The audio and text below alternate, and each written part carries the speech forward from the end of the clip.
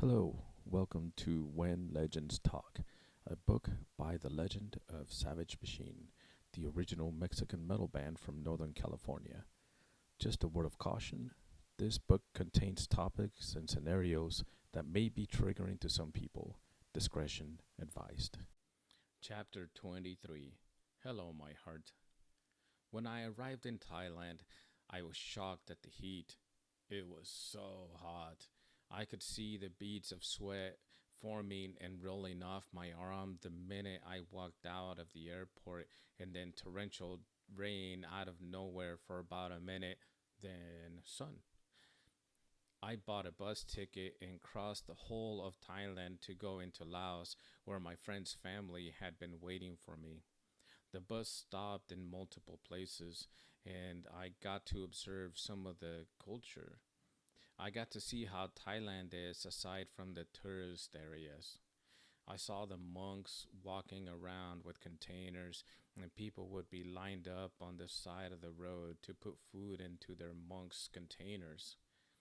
I went to the floating market where a tour guide will take you on a boat to a specific location that has huts built in the middle of nowhere, like a man made island for tourists to buy trinkets and things handmade by the locals.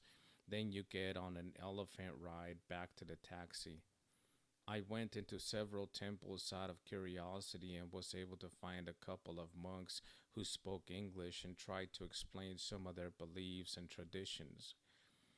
One of the elder monks told me that I was meant to be on this trip and I should listen to the silence in people. I didn't know what that meant at the time, but I accepted the blessing gracefully and went on my way. I finally made it to the border town and stayed the night in a gorgeous bungalow where I saw the biggest gecko I had ever seen.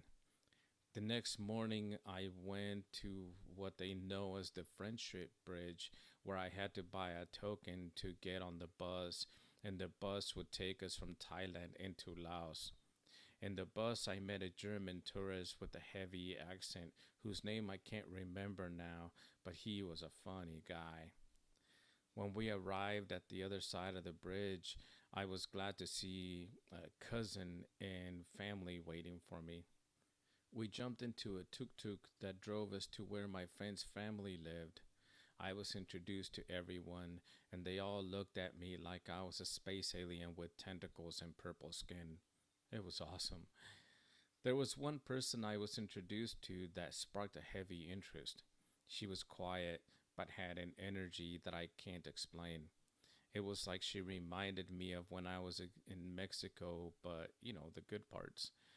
It was like I could feel the tenderness of her heart and felt an overwhelming magnetism, even though we hadn't said a word to each other.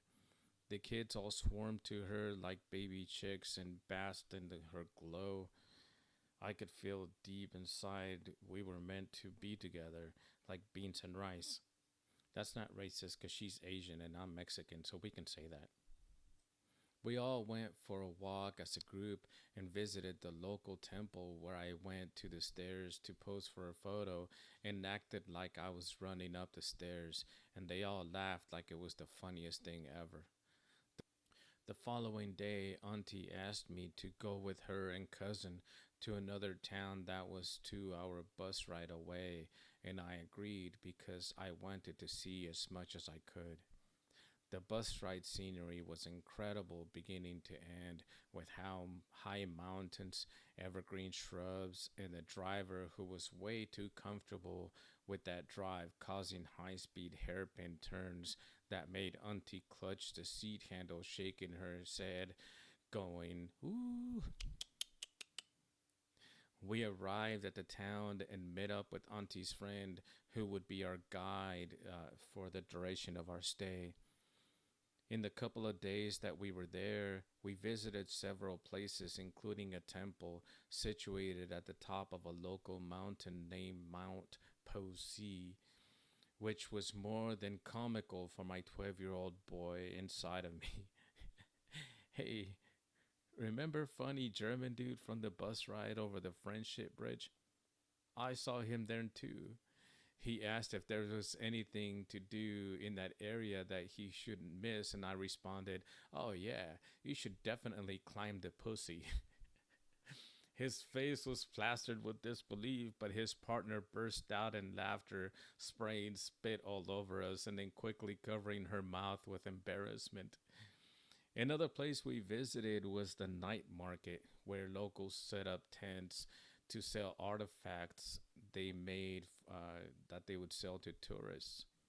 As we were walking around, I was looking for something to buy for my mom, and I spotted a pop up card that had a girl and a boy on a bicycle with a basket of flowers, and my mind ran away with thoughts about Energy Girl back at Border Town. Cousin looked at me staring at the card in my hand and asked who I was buying that for. I tried to avoid the question, but she caught on to it and called me out, so I admitted to it and bought the card. When we returned to Border Town, I asked if we could go for a walk all together again, and I asked Cousin to translate for me so I could tell Energy Girl how I felt. Long story short, I asked her dad for her hand in marriage, and he told me he wanted to think about it. The following day, he met with the other family members like uncle, aunties, and grandma so they could discuss my proposal, and they agreed to let it happen. Yes, she went from being energy girl to being my heart. That is what I call her.